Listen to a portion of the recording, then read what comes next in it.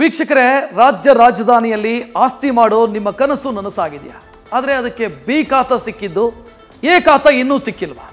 ಹೇಗಪ್ಪ ಪಡೆಯೋದು ಅನ್ನೋ ಟೆನ್ಷನ್ನಲ್ಲೇನಾದರೂ ಇದ್ದೀರಾ? ಇನ್ಮೇಲೆ ಆ ಚಿಂತೆ ಬಿಟ್ಟುಬಿಡಿ. ರಾಜ್ಯ ಸರ್ಕಾರ ನಿಮಗೆಲ್ಲ ಒಂದು ಗುಡ್ ನ್ಯೂಸ್ ಕೊಟ್ಟಿದೆ.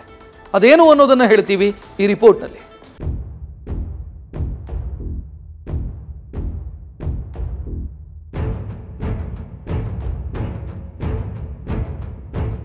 ಬೆಂಗಳೂರಲ್ಲಿ ಆಸ್ತಿ ಮಾಡೋದು ಎಷ್ಟೋ ಜನರ ಕನಸು. ಆ ಕನಸನ್ನ ಕೆಲವರು ಕಷ್ಟಪಟ್ಟು ನನಸು ಕೂಡ ಮಾಡ್ಕೊಂಡಿದ್ದಾರೆ. ಆದ್ರೆ ಅದಕ್ಕೆ ಎ ಖಾತಾ ಮಾಡ್ಸೋಕೆ ಮಾತ್ರ ಸರ್ಕಸ್ ಮಾಡ್ತಾನೆ ಇದ್ದಾರೆ. ಆದ್ರೀಗ ಬೆಂಗಳೂರಿನ ಆಸ್ತಿ ಮಾಲೀಕರಿಗೆ ರಾಜ್ಯ ಸರ್ಕಾರ ಸಿಹಿ ಸುದ್ದಿ ಕೊಟ್ಟಿದೆ.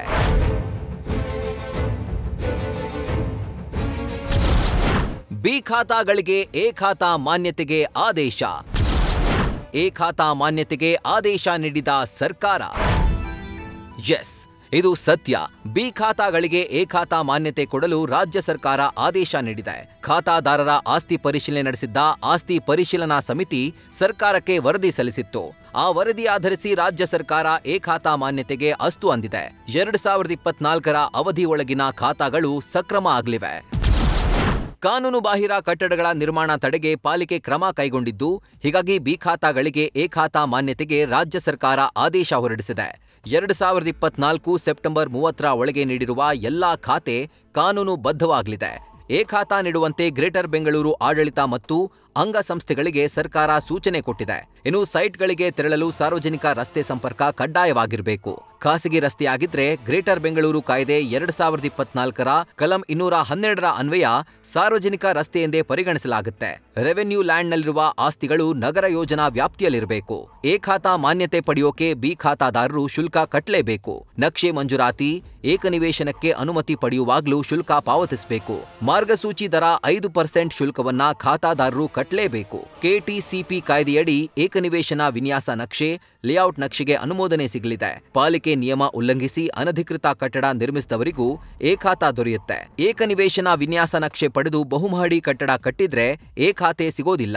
ಭೂ ಪರಿವರ್ತನೆಯಾಗಿದ್ದು ಲೇಔಟ್ ಪ್ಲಾನ್ ಪಡೆದಿರುವ ಖಾಲಿ ನಿವೇಶನಗಳಿಗೂ ಎ ಖಾತೆ ಸಿಗುತ್ತೆ.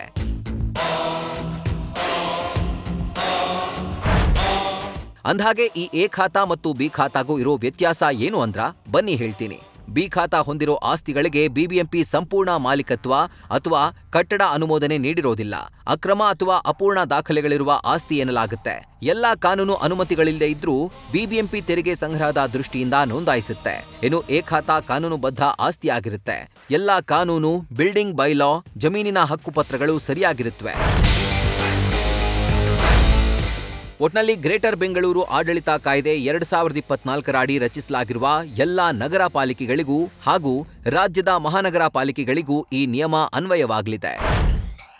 ರಘುಪೌಲ್, news first, Bengaluru. News first, ನಿರ್ಭೀತಿಯಿಂದ ನಿಮ್ಮ ಪರವಾಗಿ.